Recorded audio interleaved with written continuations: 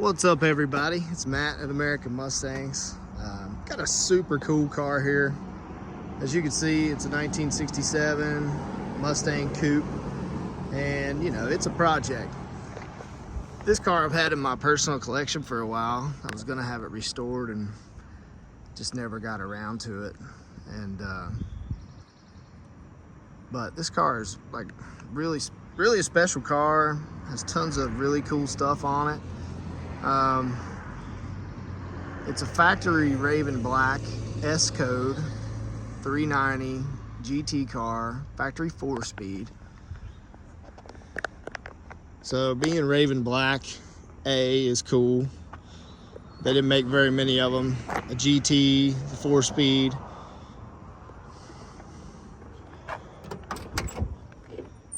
And the car has, from the factory, saddle deluxe interior. Also really cool. Now, let me mention, this is a California car. It's super dry, super solid. I got this car straight from California. Original door tag.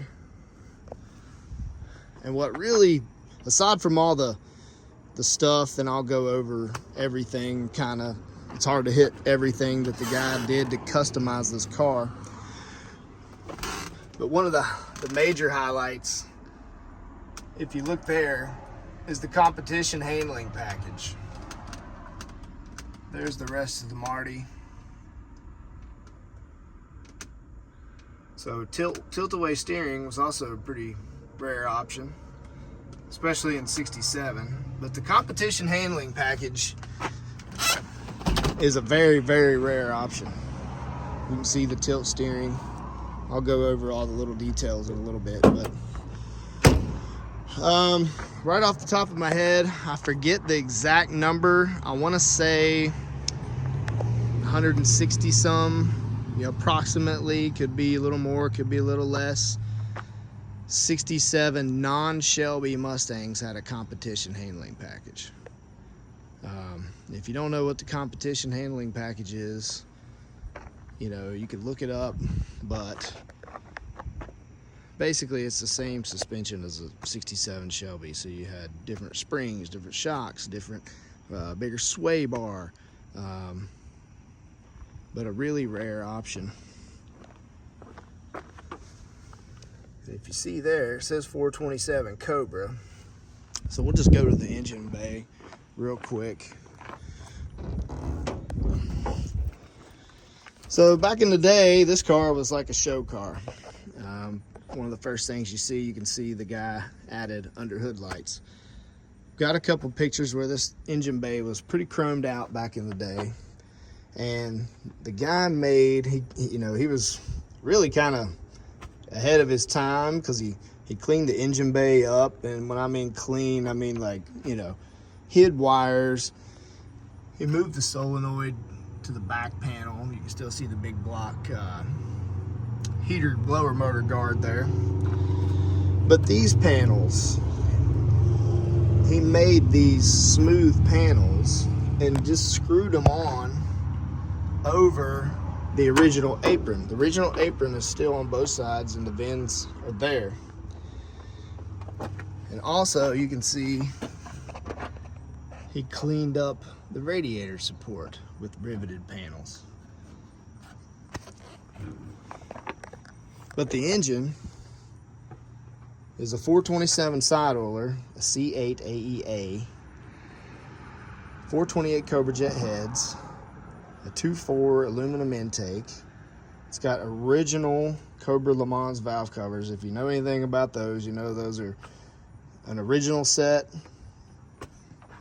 Pretty expensive and hard to find them that haven't been cracked, beat on, anything like that. You can't see it from here, but the oil pan is a really early Milodon, however you want to say it, aluminum 10-quart oil pan. Have some pictures of that. It's super cool. And he also added, if you can see the oil filter adapter, he's got an oil cooler, but that's an original adapter this part here from a 67, 68 Shelby that had factory AC. And another super cool thing about this car is he had it at SAC 3, which is the Shelby American Automobile Club, but SAC 3 was in 1978. So you can see this, how he's cleaned these panels up and added rivets to that. So super cool. Factory power disc brake car, still has disc brakes. It has a 428 Super Cobra Jet rotating assembly. So 1 UA crank, the hatchet weight is behind the balancer, Le Mans rods, got tons of paperwork, handwritten notes on what he did, engine internals, the complete drivetrain. The trans is the original Rug M1, but it's been built. Has a Hurst shifter. Does have the original 67 9-inch rear. He's added a rear sway bar. He was obviously running Magnum 500s on the car. So let's kind of go back into the interior. So like I said, it's got deluxe saddle interior with tilt steering. Really cool. And this would be your courtesy light, your dome light plunger here. This is for your tilt steering. There's a third one here. Not sure what that is. I'm sure he added it. But he added a lot of, I mean, this was a pretty tricked out car. So this is like a 69, 70 Shelby Cobra emblem. But he's just glued this in here.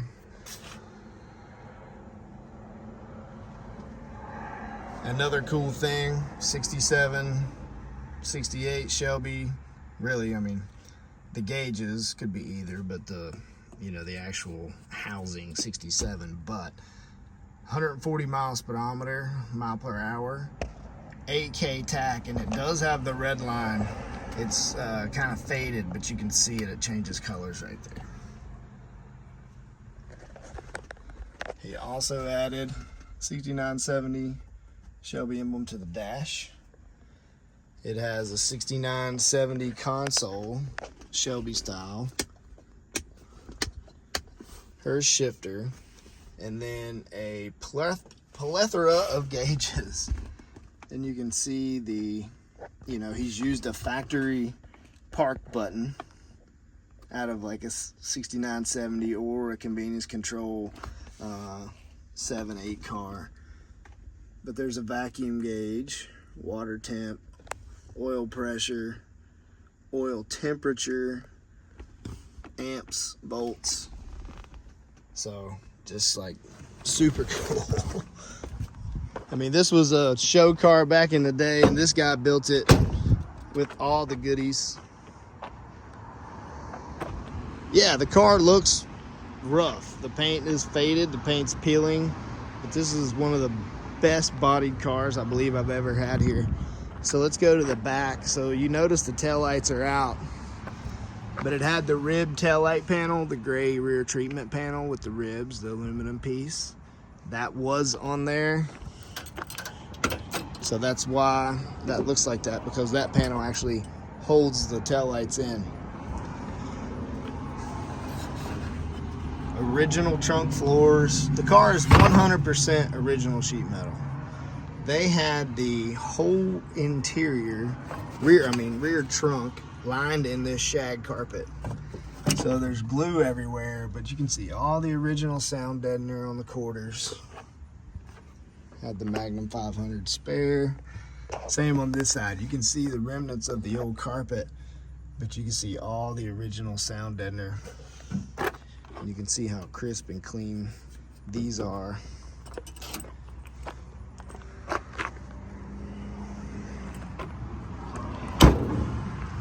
GT gas cap, dual exhaust.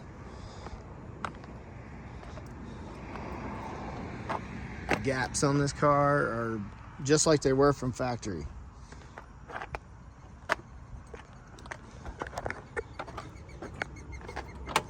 Doors open and shut perfect. You know, so you can see he added like the chrome seal plates there, but the quarters. It's just a super unique car. Doors shut super easy.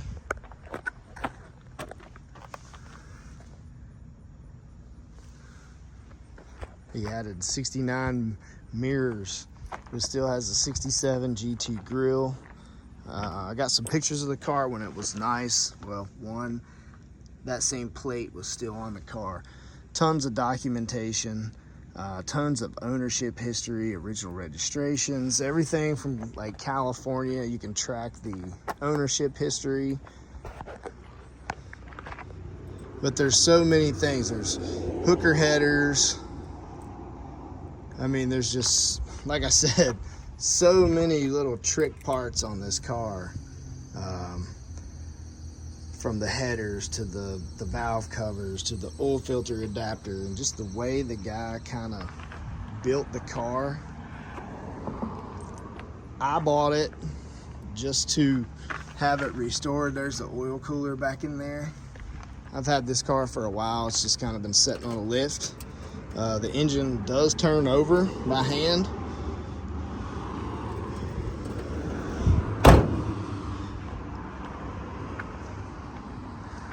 So it's an extremely rare coupe. Yeah, everybody's gonna say, oh, it's a coupe, but it's a Raven Black 4-speed deluxe saddle interior with competition suspension. So super rare car, and it's not rusty. So, and it has a side oiler with Super Cobra Jet crank. But I have got tons of pictures of the underside of the car, depicting everything from front to back. I'm gonna sell the car. Honestly, if it doesn't bring what I'm gonna ask for it, then it can stay here and I'll eventually get to it. Just get low on space.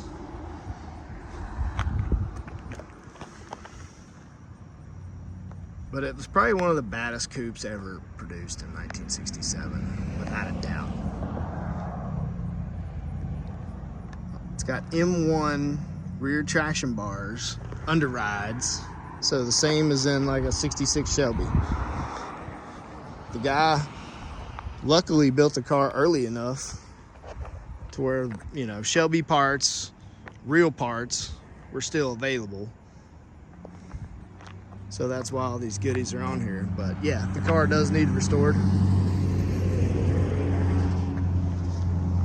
And honestly, I was thinking about restoring it and just kind of doing it like he did it.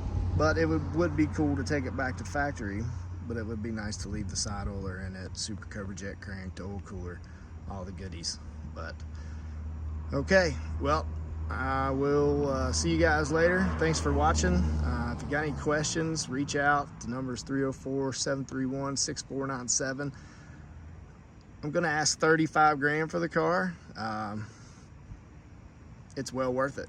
And this is a car that if you restore, yep, you're gonna put some money into it, but it's a Raven Black 390 GT 4-speed coupe with competition suspension, and they're super hard to find and you never see them.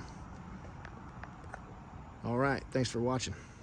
All right, we're here looking at some of the receipts and paperwork from the black 67 390 GT 4-speed coupe. Tons of receipts dating all the way back to the 70s on some of these. Speed shops, parts that were ordered, just tons of stuff. And the car was sold new at Drew Ford in La Mesa, California. And there's a lot of Drew Ford receipts in here. You can see the VIN number on that one. There, all the writing's pretty faint. Looks like something for the flywheel right there. And this was a dyno analysis from Drew Ford back in, trying to see a date.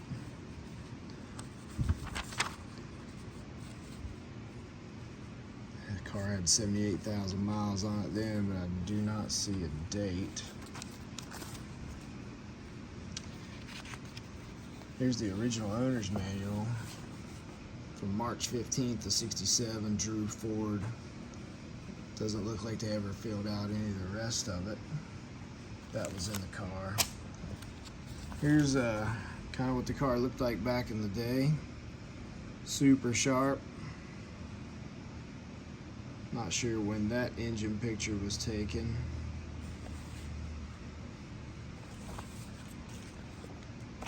Now there's a lot of, I took pictures of these, I'll put them in the photo album.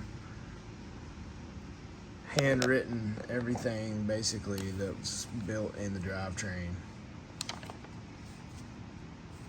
Engine timing, piston numbers, how they were done, rod bolts.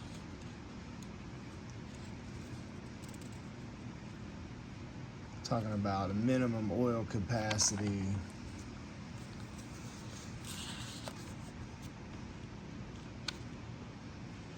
Clutch disc, pressure plate. See there it talks about the SCJ crank, Le Mans rods, just tons of cool stuff. And even cooler than this is all the owner registrations. I'll add those next. But just probably the coolest coupe ever built. Now this is not like the actual window sticker, but I assume this gentleman that owned this car had this sticker made to basically spec out the car that he built.